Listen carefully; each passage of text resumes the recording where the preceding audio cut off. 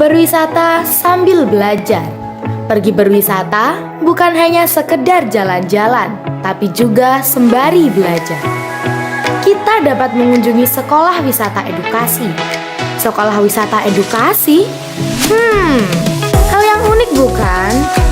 Hal ini ada di SMP Negeri 2 Genteng yang terletak di Jalan Anggrek nomor 86, Kaligondo, Genteng, Banyuwangi.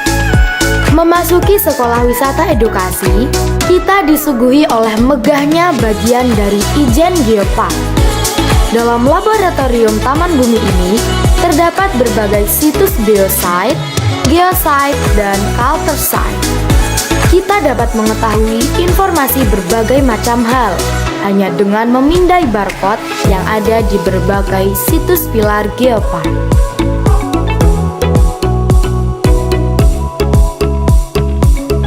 Keindahan motif batik ekoprint memiliki khas yang berbeda dari batik pada umumnya.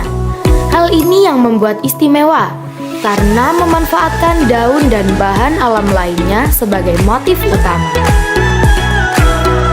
Besarnya potensi lokal yang unik di sekolah wisata ini dimanfaatkan menjadi produk-produk inovatif yang dikemas dalam science planner. Produk-produk yang dihasilkan seperti POC, kompos, Majati, Maja Candy, dan Kananga Parfum. Unik bukan? Permasalahan sampah sudah menjadi isu global yang meresahkan. Di sini, sekolah wisata edukasi berinovasi menanggulangi sampah dengan menyulap sampah organik menjadi kompos. Siswa SMP Negeri 2 Genteng selalu dibekali keterampilan mengolah bahan bekas menjadi barang yang bernilai guna tinggi dan ekonomis. Hasil kerajinan siswa dipamerkan di art shop sekolah. Setelah berkeliling di sekolah wisata edukasi, pengunjung dapat bersantai sembari menikmati sajian khas desa dari kafe yang megah dan view yang menyejukkan mata di Handayani Cafe and Ballroom. Tidak hanya berwisata di lingkungan SMP Negeri 2 Genteng saja, pengunjung juga diberi pilihan paket wisata yang tak kalah ikonik. Di paket timur terdapat 2 tempat, yaitu Raung Orchid, tempat edukasi budidaya dan rehabilitasi bunga anggrek, serta Museum Anggrek Raung Banyuwangi.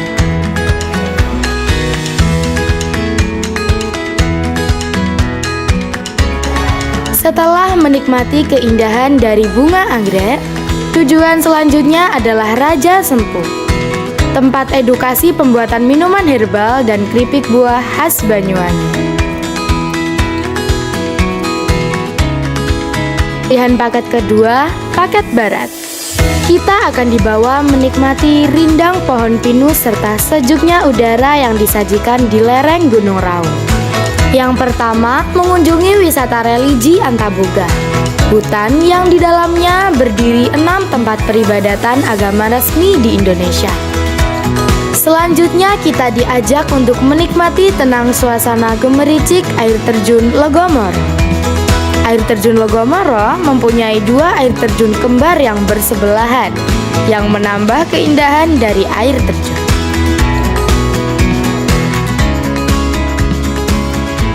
Mari berkunjung ke sekolah wisata edukasi.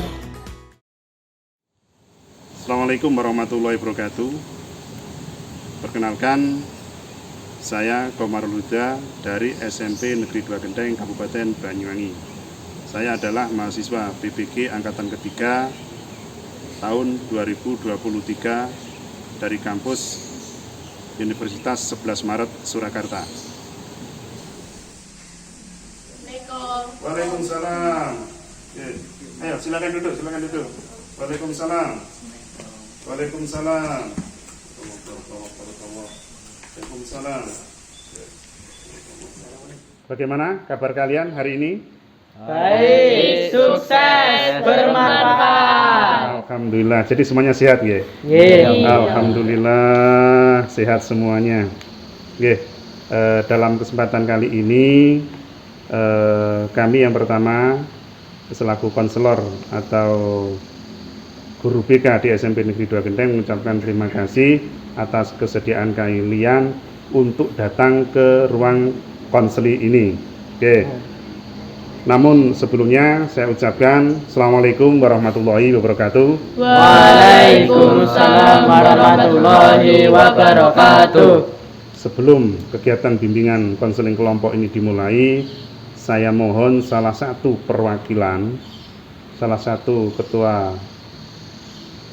kelompok untuk memimpin berdoa. Dalam kesempatan ini saya tunjuk saja Mas Bima. Monggo Mas Bima, pimpin berdoa Mas Bima. Sebelum kita memulai pembelajaran pada hari ini, marilah kita berdoa. Berdoa mulai.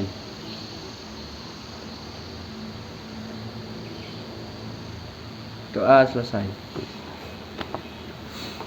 Oke, sebelum dimulai, terlebih dahulu saya akan memperkenalkan diri. Nama saya Komarul Huda, guru BK SMP Negeri 2 Genteng. Kami persilakan konseli memperkenalkan diri dari mulai Mbak Cahaya. Monggo Mbak Cahaya. Perkenalkan, namaku Cahaya Alfa Atika. Perkenalkan, nama saya Nadia Gakansa. Perkenalkan, nama saya Per Octavianus. Perkenalkan, nama saya Fahri Akmal Syahrial. Perkenalkan, nama saya Bima Seta. Perkenalkan, nama saya Berdibah dan Mahardika. Oke, terima kasih semuanya sudah memperkenalkan diri. Dalam kesempatan ini akan kami jelaskan tentang azas-azas daripada konseling kelompok. Azas yang pertama itu adalah azas sukarela. Azas sukarela. Saya tanya kepada seluruh konseli, kalian semua hadir di tempat ini dengan sukarela apa terpaksa? Sukarela nggih. Nah, artinya dengan sukarela, dengan sebuah harapan menghendaki permasalahan yang ada pada diri kalian akan segera teratasi. Oke, akan segera menemukan sebuah solusi. Itu azas yang pertama. Azas yang kedua adalah azas keterbukaan.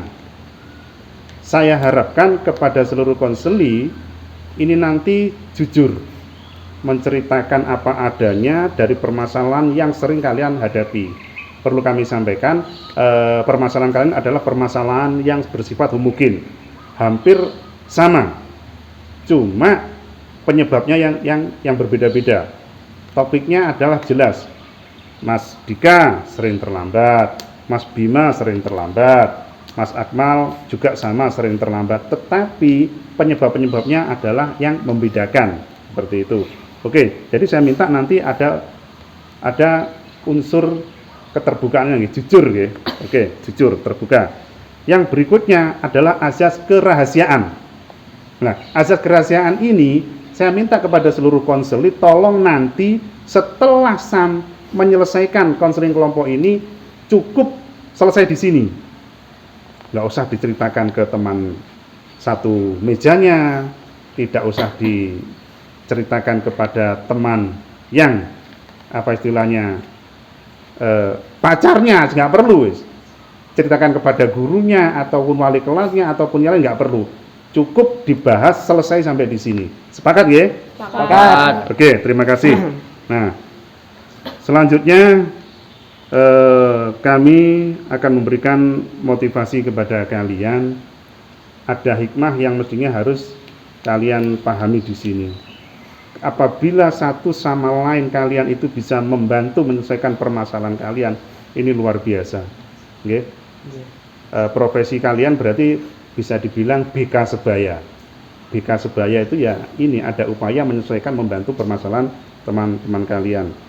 Dalam kesempatan ini pula saya ingin memberikan pemahaman kepada kalian. Akhir-akhir ini banyak sekali pelajar dimanapun itu, peserta didik itu selalu erat dengan yang namanya permasalahan. Entah itu permasalahan dari pribadinya, dari keluarganya, permasalahan dari temannya, permasalahan dari lingkungannya, itu banyak sekali. Makanya kalian beruntung dalam kesempatan ini menyempatkan waktu untuk membuat sebuah konseling kelompok. Oke, untuk itu kami sekali lagi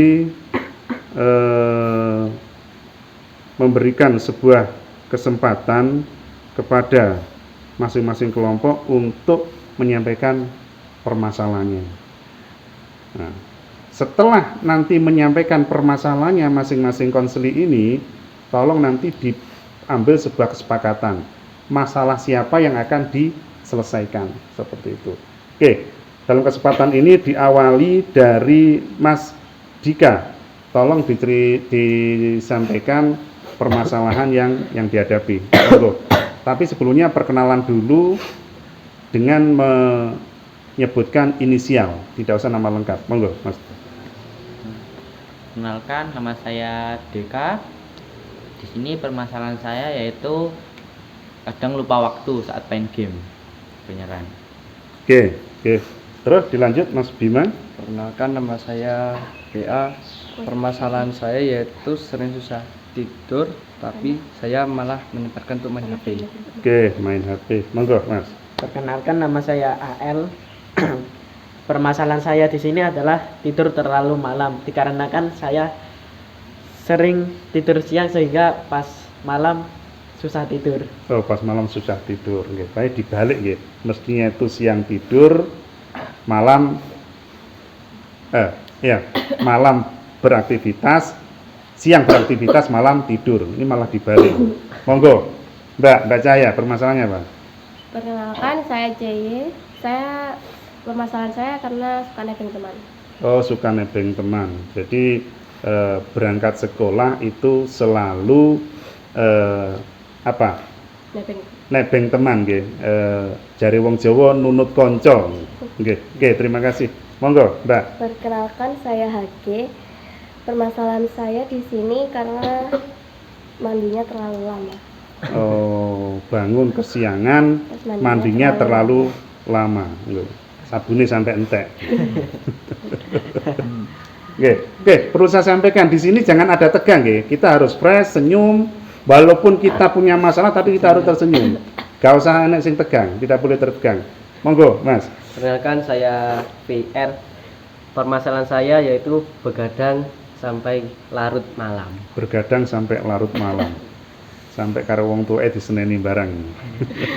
Oke, nggak apa-apa. Itu dinamika kehidupan. Apalagi sekarang lagi ngetren dengan adanya Android, okay? Adanya gadget.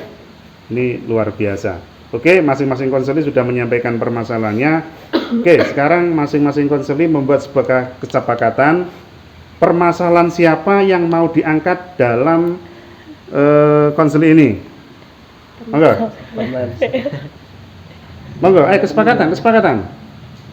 Ayo, membuat kesepakatan. Bagaimana kalau kita mempermudahkan Mengangkat. mengangkat masalahnya Haki. Oke. Monggo, kalau itu sebuah kesepakatan kita angkat permasalahannya. Kita diskusi bareng-bareng, kita musyawarahkan bareng-bareng. Nanti solusi yang terbaik bagaimana? Seperti itu. Oke. Bagaimana, Mbak HG? Oke. Teman-teman ini sepakat untuk menyelesaikan permasalahan dari Mbak HG. Siap? Oke, coba diulang permasalahannya, Bang. Permasalahan saya bangun kesiangan terus mandinya kelamaan. Oke, Mbak HG sudah menyampaikan bangunnya kesiangan dan mandinya terlalu lama. Oke, silakan konseli yang lain bisa memberikan saran, bisa memberikan masukan ataupun sebuah solusi yang terbaik untuk Mbak HG bagaimana agar tidak terlambat lagi. Monggo, siapa dulu yang mau memberikan saran? Oke, ayo Mas Dika, monggo. Saya akan memberikan saran untuk HG, yaitu gunakanlah alarm agar tidak kesiangan. Nggih. Bagaimana Mbak HG atas sarannya daripada Mas Dika? Menggunakan alarm HP saya kalau malam ditaruh di kamar orang tua. Oh, nggih. Jadi gini nggih, permasalahannya kan sudah tahu, sudah jelas. Kalau malam Mbak HG ini tidak diberi kesempatan untuk pegang HP. Jadinya tidak bisa menggunakan alarm. Nggih, seperti itu. Monggo, yang lain. Kalau menurut saya, kenapa tidak memberitahu orang tua untuk membangunkan lebih pagi? Sudah, tapi orang tuanya juga Oke. bangunnya Terus. telat. Oh, oke. Jadi orang tuanya sering juga bangun terlambat. Oke. Sudah jelas ya, artinya saran dari Mas Vero kenapa kok tidak berupaya untuk minta tolong orang tua untuk dibangunkan seperti itu. Oke, dari 1 2 ada yang mau menambahi? Saya. Oke, Mas, tambahkan Mas. Saya AL akan memberikan saran. Saran saya adalah untuk tidur lebih cepat, sehingga bangunnya lebih pagi, sehingga mandinya lebih pagi, dan usahakan mandinya lebih cepat. Oh, oke. Betul. Ayo, Mbak, bagaimana Mbak Ega? Saran dari Mas AM. Ya, saya menerima saran itu. Oke, menerima saran. Oke, terima kasih. Ada lagi tambahan dari Mbak atau Mas Bima, monggo. Nggak ada. Oke. Mas Bima? Gak ada. Sudah, nggih, sementara tidak ada, nggih. Ada tambahan lagi, saran? Monggo.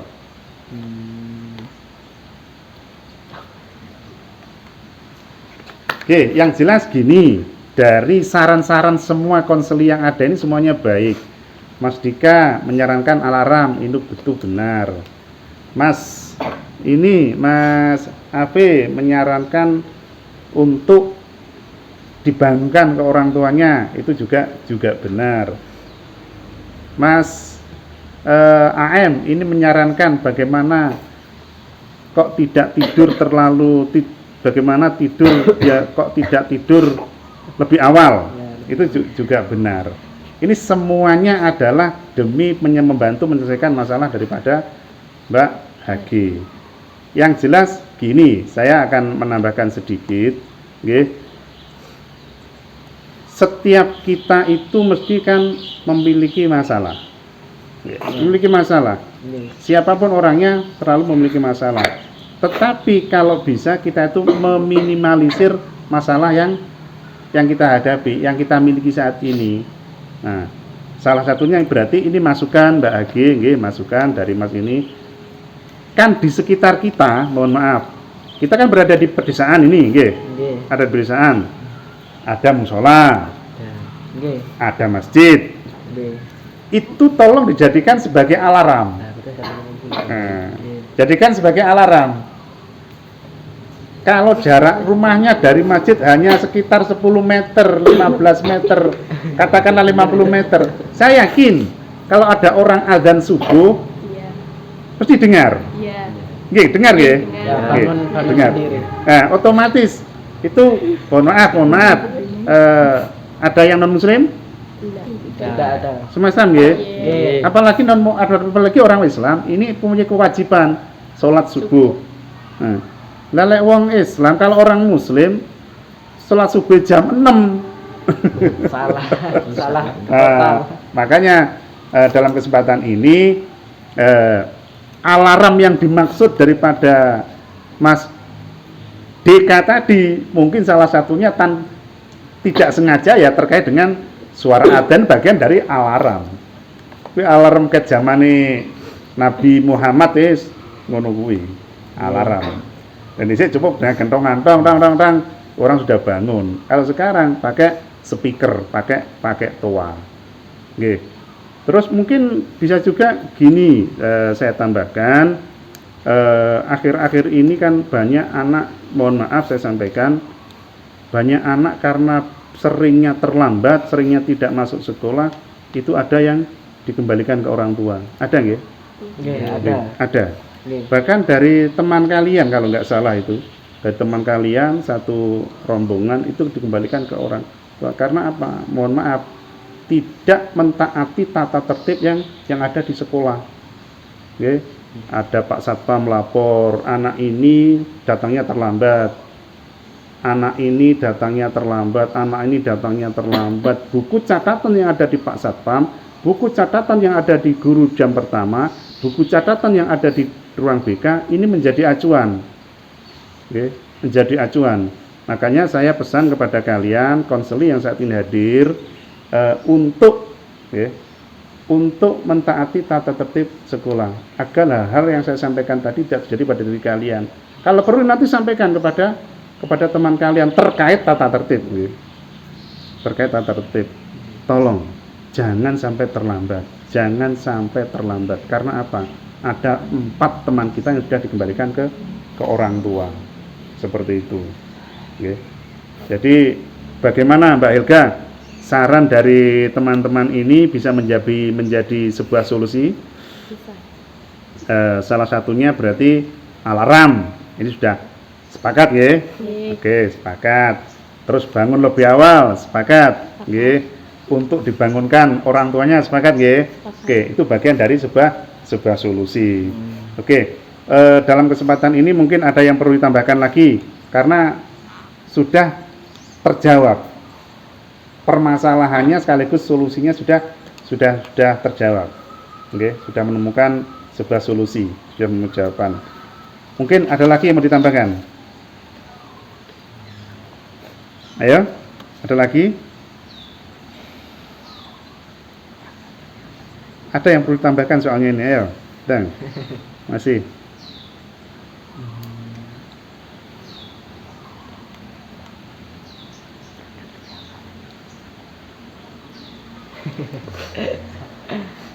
Ini tadi yang diangkat adalah masalahnya Mbak Hagi kan. Nah, masalah-masalah yang lain saya harapkan juga bisa diteliti lagi, digali lagi. Oh iya ya, kok bisa saya terlambat, dan bermimpi bagaimana supaya kalian tidak terlambat. Aku pingin dok jadi gak telat ini. Tetapi kalau ada upaya, ada semangat dari diri kalian, saya yakin bisa seperti itu. Oke, saya yakin bisa. Tapi kalau sudah tidak ada semangat dari diri sendiri, nah itu yang repot. Seperti yang diceritakan Mbak JY tadi, dikarenakan tidak ada semangat dari sendiri karena berangkatnya nebeng, ya mohon maaf, sing ditebengi dilalai gak lewat dalan kono, nggih. Mau nih lewat Jepit, dilalai lewat Tulungrejo, gak tekan sekolahan akhirnya. Tetapi kalau dia semangat, walaupun jalan kaki juga gak sampai ke sekolah. Dengan catatan apa? Berangkat lebih awal, lebih pagi, seperti itu. Yeah. Dan mungkin juga bisa diambil sebuah strategi yang bisa kalian pikirkan sendiri. Misalkan banyak bergadang, wis tak kurangi. Game terlalu sering main game juga dikurangi. Jadi sama-sama introspeksi diri, dikembalikan kepada diri kita masing-masing, biar tidak datang terlambat lagi. Okay. Ada yang bisa menyimpulkan dari kegiatan ini? Ayo, siapa yang bisa menyimpulkan?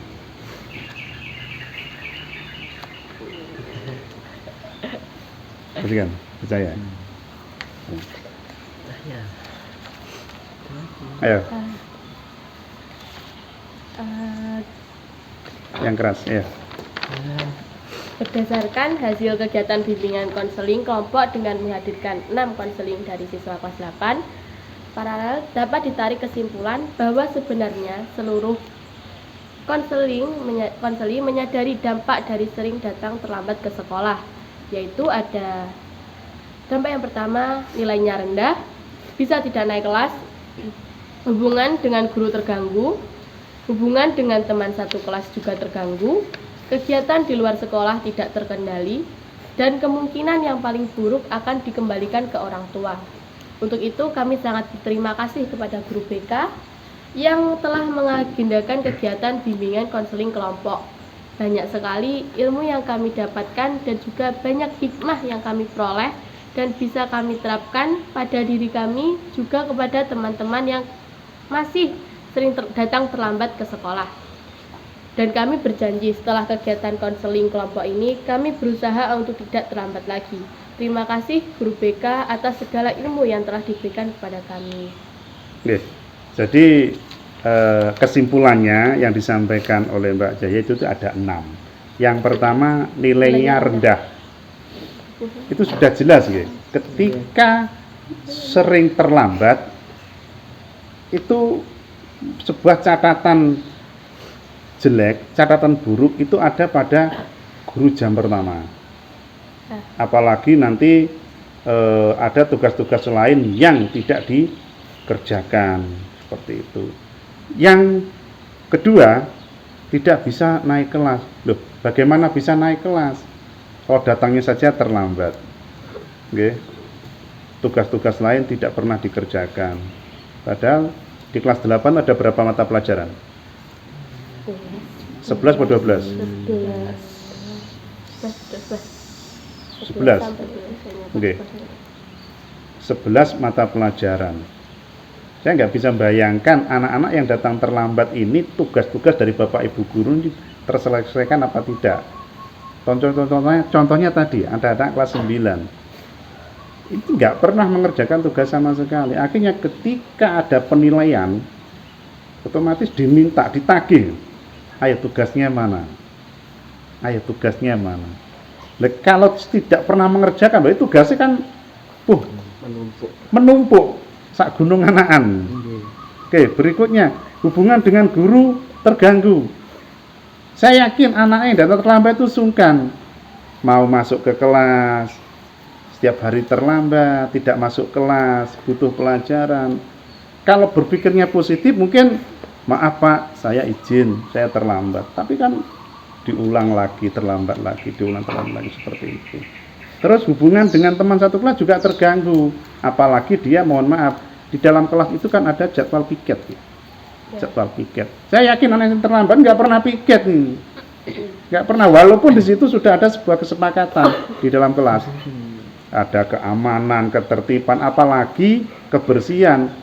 Seksi kebersihannya dilalai ya ora tahu piket. Nah ini luar biasa. Terus kegiatan di luar sekolah tidak terkendali. Pergaulannya luar biasa.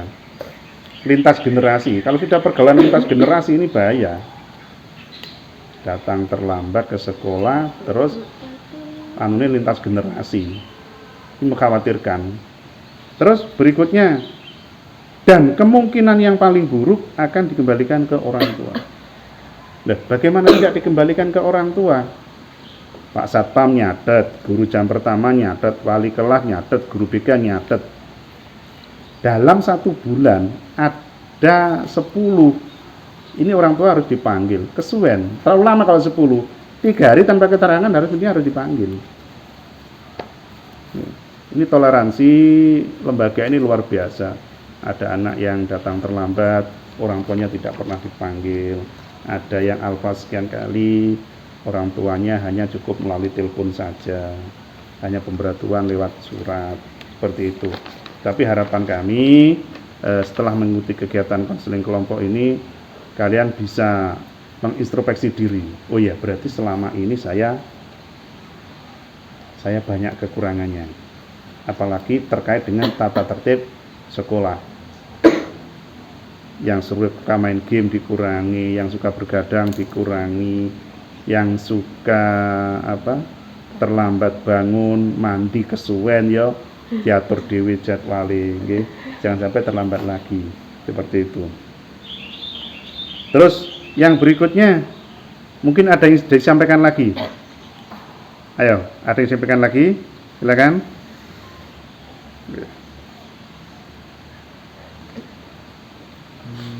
Oke, kalau tidak ada, gini, sebelum kita akhiri, kami menghendaki apabila konseling kelompok ini perlu ada tindak lanjutnya, nanti silakan komunikasi dengan kami.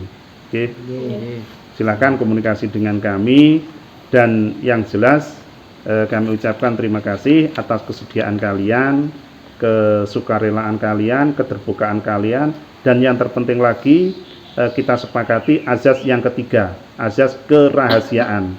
Tolong semua yang kita bahas di sini selesai di sini. tidak usah diceritakan ke teman-temannya ataupun ke bapak ibu guru yang lain. Kita masing-masing harus introspeksi diri. Oke, sepakat nggih? Oke, sepakat. Oke, kalau sudah sepakat, kita mengucapkan slogan yang tadi di awal kita sampaikan. Baik, sukses, bermanfaat. Oke, kita ulangi. Baik, sukses, bermanfaat. Oke, saya kira cukup sekian kegiatan konseling kelompok pada hari ini. Sebagai penutup atau doa nanti akan dipimpin oleh Mbak CY. Monggo Mbak CY pimpin doa. Sebelum kita pulang, mari kita berdoa sesuai keyakinan masing-masing. Berdoa mulai.